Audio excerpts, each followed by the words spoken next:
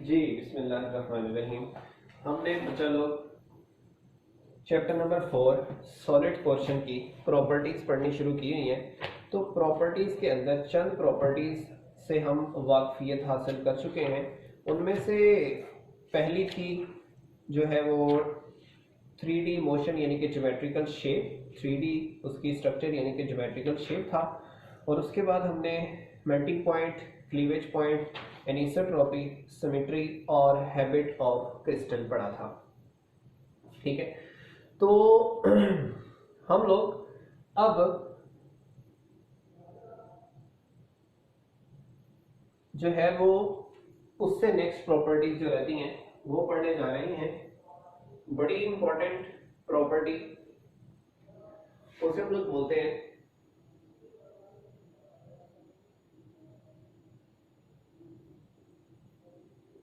Isomorphism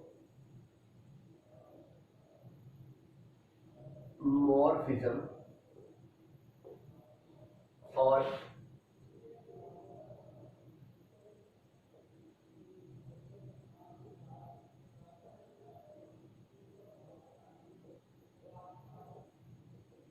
polymorphism.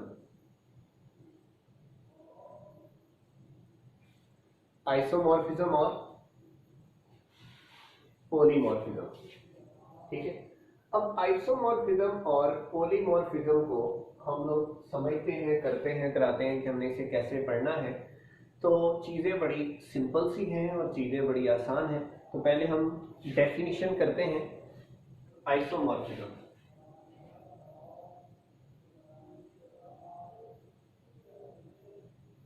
The phenomenon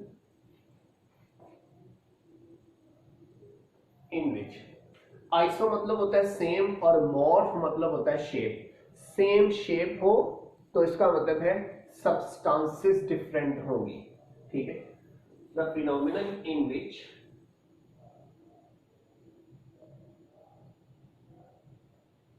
different substances have same geometrical shape is called isomorphism.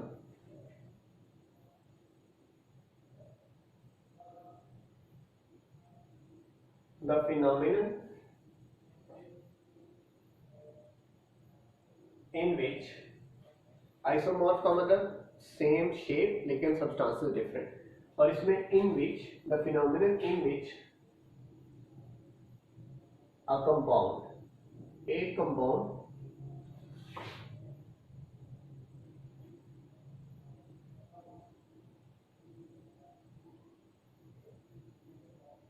in which a compound show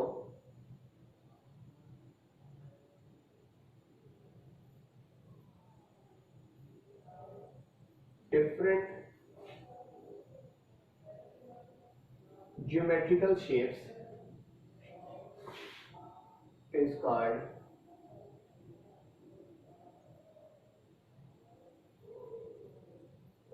polymorphism. ऐसे भी कह सकते हैं existence of one compound in different crystalline form या more than one crystalline form is called polymorphism, और different substances का एक ही शक्ल में पाया जाना आइसोमॉर्फिज्म कहलाता है।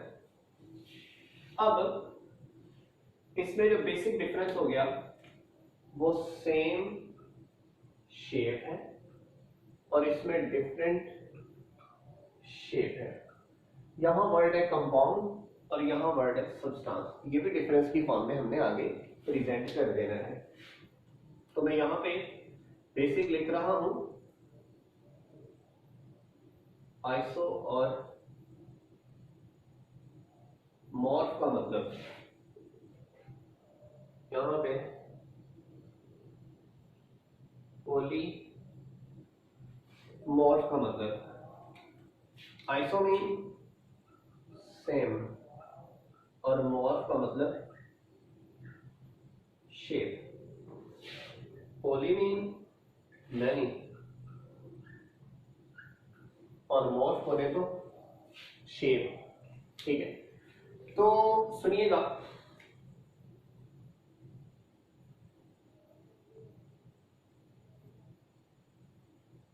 The substances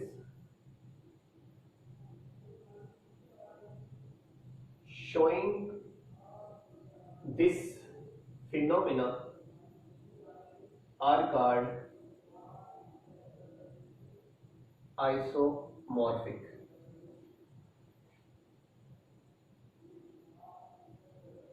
The compounds showing this phenomena are called polymorphic. अगली बात, the crystalline forms are called isomorphs.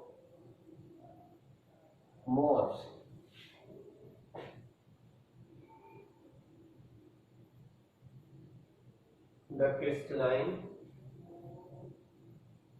forms are called polymorphs. उन सब्सटेंसेस को आइसोमॉर्फिक और पॉलीमॉर्फिक कहते हैं, और उन फॉर्म्स को, जो क्रिस्टलाइन फॉर्म्स हैं, उन्हें हम आइसोमॉर्फिक या पॉलीमॉर्फिक कहते हैं। ठीक है, तो यहाँ पे आ गया आइसोमॉर्फिक उस सब्सटेंस का नाम और इस कंपाउंड का नाम पॉलीमॉर्फिक, और उस शक्ल का नाम जिस शक्ल में पाई जाती है उसे हम आइसोमॉर्फ कहते हैं और पॉलीमॉर्फ कहते हैं। अगली बात, this is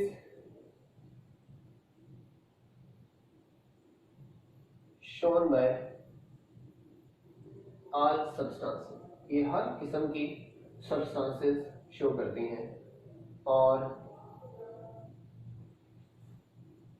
this is shown by only compounds, यानी कि इसे हम लोग कंपाउंड फिनोमिना भी कह लेते हैं और इसे हम लोग सब्सटेंस फिनोमिना भी कह लेते हैं। सही है। अगली बात हम कहते हैं दे हैव डिफरेंट केमिकल प्रॉपर्टीज। जो आइसोमॉर्फिज्म शो करते हैं उनकी प्रॉपर्टीज डिफरेंट होती हैं, केमिकल प्रॉपर्टीज, क्योंकि उनकी नेचर डिफरेंट होती है। एक जिंक है, एक कॉपर है, एक सिल्वर है, एक गोल्ड है, दोनों डिफरेंट डिफरेंट है। और यहां पे they have same chemical properties. क्योंकि सेम केमिकल प्रॉपर्टीज क्यों है? क्योंकि इनकी जो कंपाउंड है वो सेम होता है, इनका जो कंपाउंड है वो सेम होता है। एक ही कंपाउंड होगा तो केमिकल प्रॉपर्टीज तो सेम होगी ना। अब they have different physical properties due to different nature of substances, कि वो तो केमिकल सब्सटेंसेस ही एक दूसरे से डिफरेंट होती है ना, इस वजह से इनकी फिजिकल प्रॉपर्टीज, केमिकल प्रॉपर्टीज, हर चीज डिफरेंट होनी है। और इनमें दे हैव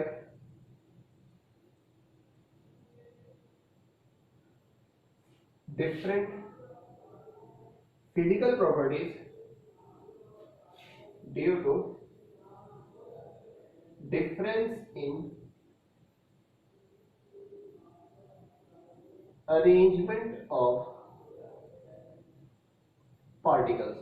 इनमें पार्टिकल्स की अरेंजमेंट डिफरेंट होने की वजह से इनकी फिजिकल प्रॉपर्टी डिफरेंट है, और उनमें सब्सटेंस ही डिफरेंट होती है, इस वजह से इनकी फिजिकल प्रॉपर्टी डिफरेंट है। देखो इसमें केमिकल प्रॉपर्टीज डिफरेंट, इसमें केमिकल प्रॉपर्टी सेम, ये तो आपको पता चल गया। और ये सब्सटेंस शो करती है और ये कंपाउंड शो करती है, ये भी आपको समझ आ गई। और उसके बाद इसकी फिजिकल प्रॉपर्टी डिफरेंट है क्योंकि उनकी नेचर ही डिफरेंट है ना, लेकिन इसमें फिजिकल प्रॉपर्टी डिफरेंट है क्योंकि उनकी शक्ल डिफरेंट होगी। शक्ल का मतलब है अरेंजमेंट ऑफ पार्टिकल डिफरेंट होने। जब अरेंजमेंट ऑफ पार्टिकल्स डिफरेंट होंगे तो जाहिर बात है उनमें शेप्स का फर्क आना है। शेप्स का फर्क आना है तो तभी तो हम लोग कह रहे हैं कि वो डिफरेंट शेप्स है और डिफरेंट अरेंजमेंट ऑफ एटम्स है, तभी तो उनकी फिजिकल प्रॉपर्टीज डिफरेंट होंगी। अगली बात,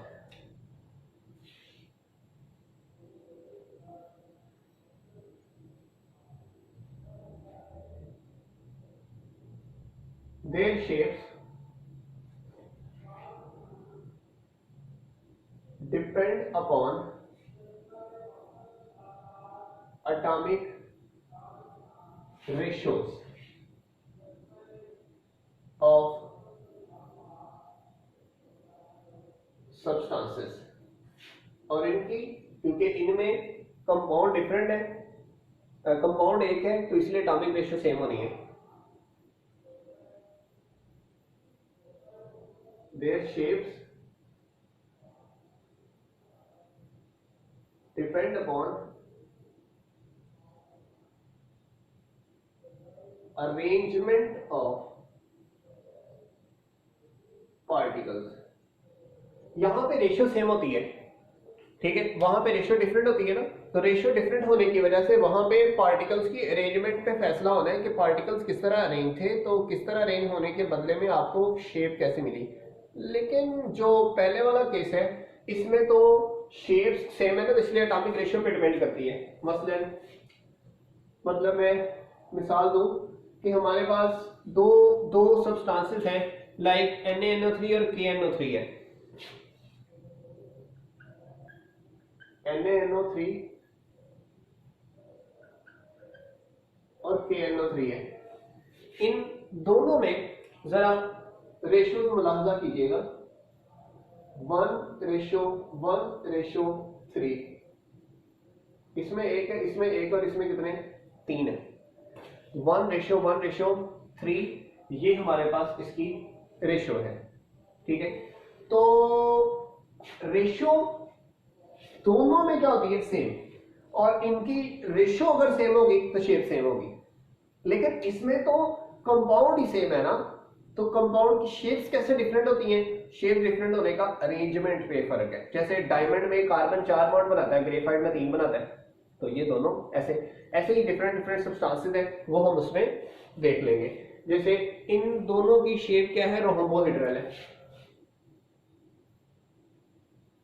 अब ये रोम्बोहेड्रल क्रिस्टल सिस्टम पढ़ाते हुए शेप्स पढ़ाऊंगा मैं, अभी इसका समझ आना मुश्किल ही नहीं बल्कि नामुमकिन है। सिर्फ नाम याद रखें वही काफी है कि रोम्बोहेड्रल कैसी है, किस तरह की है, कहां से आई है, कहां को जाएगी, वगैरह वगैरह, ये सारी चीजें हमने देखनी है। ठीक हो गया। इसके बाद हम कहते हैं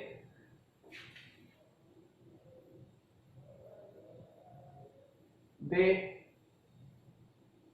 don't have transition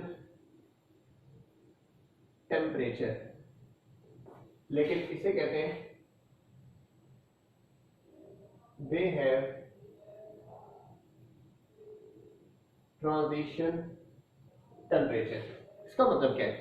transition temperature कहते होते हैं जो एक क्रिस्टलाइन फॉर्म को दूसरी, ये भी पढ़ना है, क्रिस्टलाइन फॉर्म में कन्वर्ट कर दे, उसे कहते हैं ट्रांजिशन टेम्परेचर। इसमें तो क्रिस्टलाइन फॉर्म डिफरेंट है ना, इसमें तो क्रिस्टलाइन फॉर्म ही सेम है, इसलिए हम कहते हैं कि इसके पास कोई भी ट्रांजिशन टेम्परेचर नाम की चीज है ही नहीं। और कोई फर्क कर देते हैं,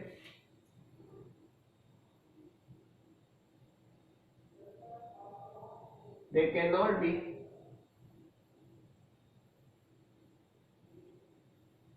इंटर कन्वर्टेड। इसमें वन फॉर्म कैन बी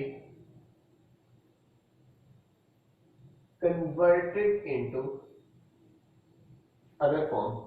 इसमें एक फॉर्म दूसरे में कन्वर्ट हो सकती है क्योंकि एक कंपाउंड है, उसकी डिफरेंट सब्सटेंस अपना क्रिस्टलाइन फॉर्म है, हम हीट करेंगे, ट्रांजिशन टेम्परेचर में उसे उसकी शक्ल को चेंज करके दूसरे में कन्वर्ट कर देना है, लेकिन यहाँ तो शक्ल ही एक है, इसलिए ना उसका ट्रांजिशन टेम्परेचर ना उसकी फॉर्म को हम लोग बदल सकते हैं।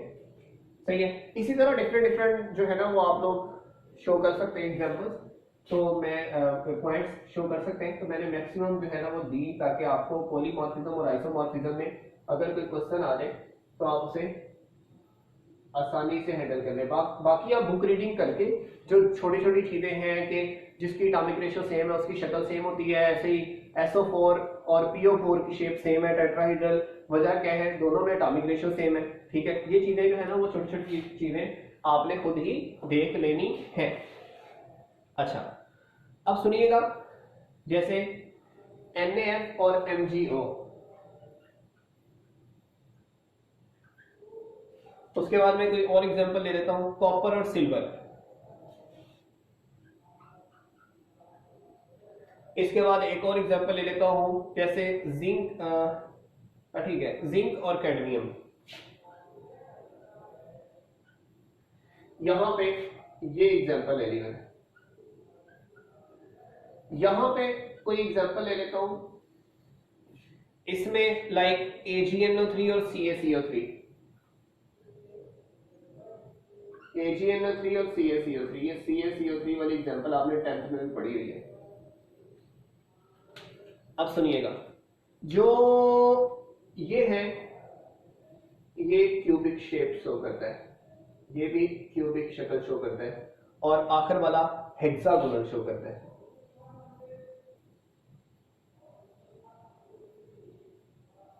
दोनों डिफरेंट सब्सटेंसेस शक्ल एक, दोनों डिफरेंट सब्सटेंसेस शक्ल एक, दोनों डिफरेंट सब्सटेंसेस शक्ल एक। इसकी 1:1, इसकी 1:1, ये 1 और 1, ये 1 और 1, इसलिए इनकी तो रेशियो होनी नहीं है क्योंकि एक एक एलिमेंट से बने हुए हैं।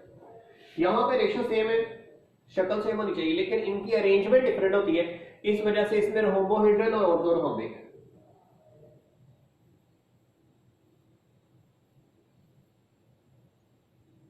Rhombohedral and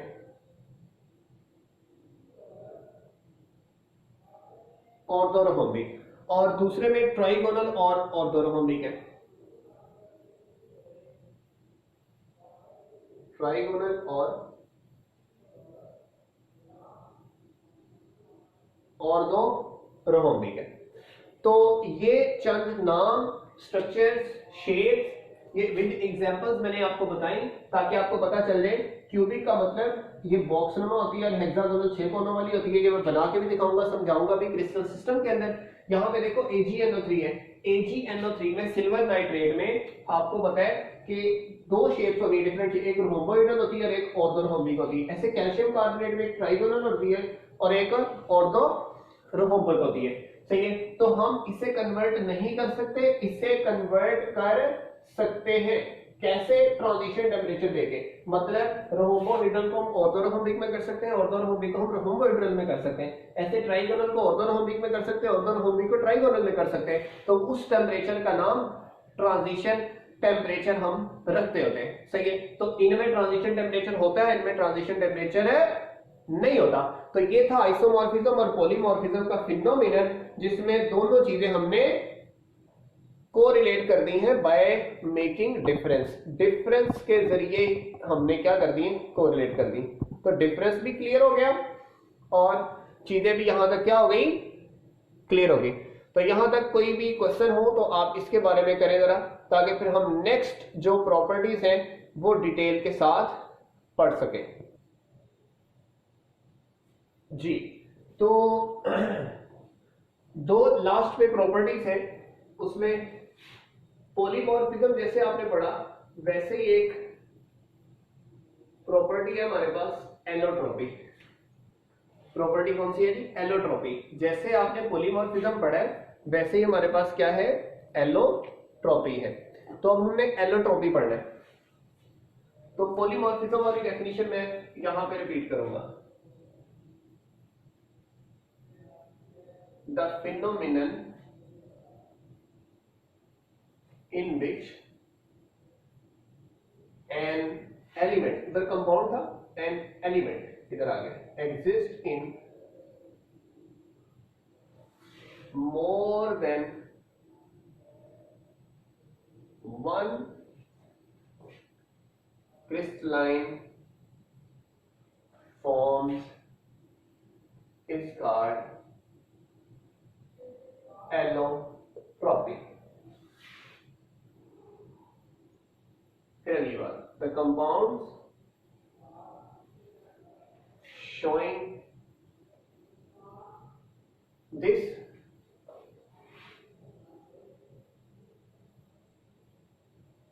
phenomenon,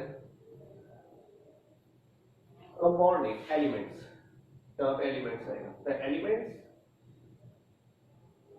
showing this phenomenon are called allotropic. The crystalline forms of allotropy are called allotropes. उन सब्सटेंसेस को, उन एलिमेंट्स को एलोट्रोपिक कहते हैं और उन्हें एलोट्रोप्स कहते हैं। जैसे पॉलीमॉर्फ्स था ना, वैसे ये है। तो यहाँ पे सिर्फ और सिर्फ फर्क है, एलिमेंट एग्जिस्ट करे मोर देन वन क्रिस्टलाइन फॉर्म्स में। वहां कंपाउंड था, यहाँ पे क्या है, एलिमेंट है। अगली बात, it is an elemental phenomenon. जो दूसरा था पॉलीमॉर्फिज्म, वो किस पर मुश्तमिल था, कंपाउंड पर, ठीक है। तो लेकिन ये वाला एलिमेंट पे मुश्तमिल है, इसलिए इसे एलिमेंट फिनोमिना कहते हैं। तो हम कहते हैं elements involved in this have same chemical properties, क्योंकि नेचर सेम होती है, but different physical properties। वजह डिफरेंट अरेंजमेंट होती है, अरेंजमेंट डिफरेंट होने की वजह से उनकी फिजिकल प्रॉपर्टीज डिफरेंट होती हैं। तो chemical properties same, physical properties different, और ये फिनोमिनन कौन सा है, एलिमेंटल फिनोमिनन है। अब हम लोग इसकी एग्जांपल्स कोट कर रहे हैं एक दो। जैसे आपने सल्फर, कार्बन और टिन, ये तीन पढ़ी गई हैं, सुनी है। एक आप पढ़ोगे सल्फर, एक आप पढ़ोगे कार्बन और एक आप पढ़ोगे टिन। अब सुने, सल्फर को आप एस से लिखते हैं, कार्बन को आप सी से लिखते हैं और टिन को आप एस एन से लिखते हैं। एस एन बोले तो इसे स्टेनस बोलते हैं ना, इसे स्टेनस बोलते हैं। ये वाला रोबिक और मोनोक्लिनिक की फॉर्म में पाया जाता है, और ये वाला क्यूबिक और हेक्सागोनल की फॉर्म में पाया जाता है। और क्यूबिक की फॉर्म में आपको पता है इसको क्या कहते हैं, डायमंड कहते हैं। हेक्सागोनल की फॉर्म में इसे क्या कहते हैं, जो मैंने एनिसोट्रॉपी में प्रॉपर्टी बनाई थी, अपना डायग्राम बनाई थी, उसे कहते हैं ग्रेफाइट। ये क्यूबिक और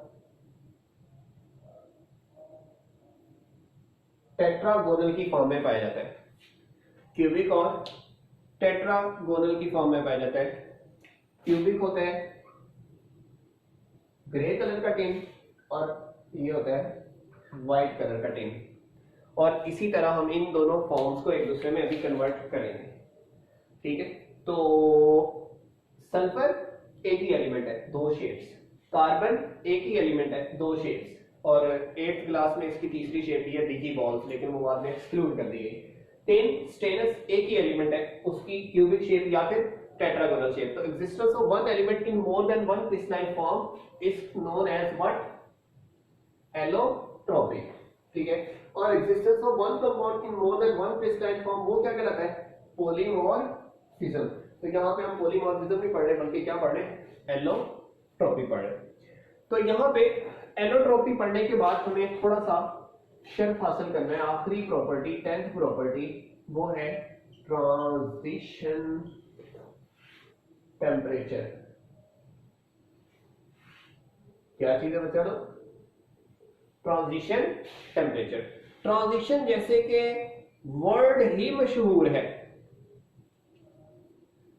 तब्दीली के नाम से, इमरान खान वाली तब्दीली नहीं, वैसे नए पाकिस्तान वाली नहीं, नई क्रिस्टलाइन फॉर्म वाली। ठीक है, तो वो वाली तब्दीली तो सुनिएगा। The temperature at which two different crystalline forms of a substance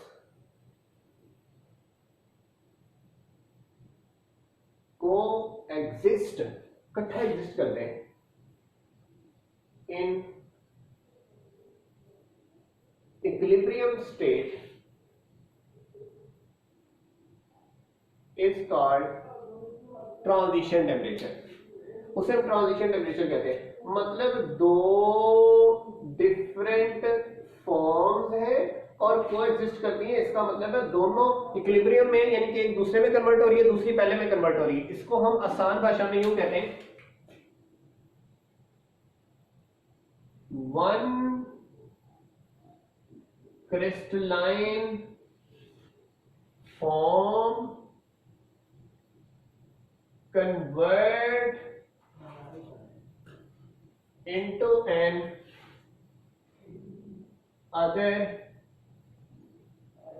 crystalline form of that substance। ये वो टेम्परेचर है जिसमें एक क्रिस्टलाइन फॉर्म दूसरे में कन्वर्ट होती है। कोएग्जिस्ट का मतलब है वो क्या हो रही होती है? कन्वर्ट हो रही होती है। अच्छा, इसके बाद अगली बात, transition temperature is always less than the melting point of any substance showing allotropy or polymorphism। तो इनके मेल्टिंग पॉइंट से ये क्या होता है? कम होता है। क्या मतलब है इसका? मतलब सुने, मेल्टिंग पॉइंट से कम का मतलब है कि देखो अगर वो मेल्ट ही हो गई तो मेल्ट होने का मतलब वो किसमें कन्वर्ट हो गई? लिक्विड फॉर्म में। तो हमने उसे लिक्विड फॉर्म में कन्वर्ट होने से बचाना है और उसकी बस शक्ल चेंज करनी है। उसकी बस क्या करनी है? शक्ल चेंज करनी है। तो शक्ल चेंज करने के लिए हमें उसे हीट देनी पड़ती है। ठीक है, तो आखिरी बात, above and below this temperature only one form exists। इसका मतलब अभी हम लोग जो है वो एग्जाम्पल से अखज करते हैं। मसलन एक टिन पढ़ा है आपने, टिन बोर्ड में बहुत बार आ चुका है, what is transition temperature of tin. तो सुनिएगा, एक क्यूबिक यानी कि ग्रेड वाला टिन और एक टेट्रागोनल यानी कि व्हाइट वाला टिन। तो ये 10 या SN की एग्जांपल डिस्कस हो रही है, उसका है 13.2 डिग्री सेल्सियस। इसका ट्रांजिशन टेम्परेचर कितना है? 13.2 डिग्री सेल्सियस। अब सुनिएगा, 13.2 डिग्री सेल्सियस पर क्यूबिक टिन किस में कन्वर्ट हो जाता है? टेट्रागोनल में। और टेट्रागोनल किस में कन्वर्ट हो रहा है? क्यूबिक में। जैसे 0 डिग्री सेल्सियस पे मैं कहता हूं ना कि लिक्विड वाटर फ्रीज हो रहा है और फ्रीज्ड वाटर मेल्ट हो रहा है, दोनों बातें सेम होती है। ऐसे ही क्यूबिक टेट्रागोनल में कन्वर्ट हो रहा है, टेट्रागोनल किस में कन्वर्ट हो रहा है? क्यूबिक में। Both are inter converting into each other. अच्छा, अगर मैं 13 से कम कर दूं तो ये वाला होगा, 13 से ज्यादा कर दूं तो ये वाला होगा, यानी कि दोनों में से एक जो 13 से कम या 13 से ज्यादा बनेगा। 13 पे आके दोनों एक दूसरे में इंटर कन्वर्ट हो जाएंगी। इसका मतलब है कि इससे अबव हो या बिलो हो, सिर्फ एक फॉर्म एग्जिस्ट करेगी, दोनों नहीं। 13.2 पे दोनों एग्जिस्ट करेंगी, दोनों एक दूसरे में कन्वर्ट हो जाएंगी। 13 से ज्यादा होगा तो ये वाली बन जाएगी, 13 से कम होगा तो ये वाली बन जाएगी। तो 13 पे दोनों एग्जिस्ट करेंगी, 13 पे दो अपना उससे नीचे या ऊपर दोनों में से एक एग्जिस्ट करेगी। ये हमने ट्रांजिशन टेम्परेचर में याद रखना है। तो सिंपल सी बात, एक क्रिस्टलाइन फॉर्म जब दूसरी क्रिस्टलाइन फॉर्म में कन्वर्ट हो, वो दर्जा हरारत, वो टेम्परेचर, वो एनर्जी जो रिक्वायर्ड होती है, that is known as transition temperature. ठीक हो गया? ये 10 की 10 प्रॉपर्टीज ऑफ क्रिस्टलाइन सॉलिड मैंने आपको डिलीवर कर दी।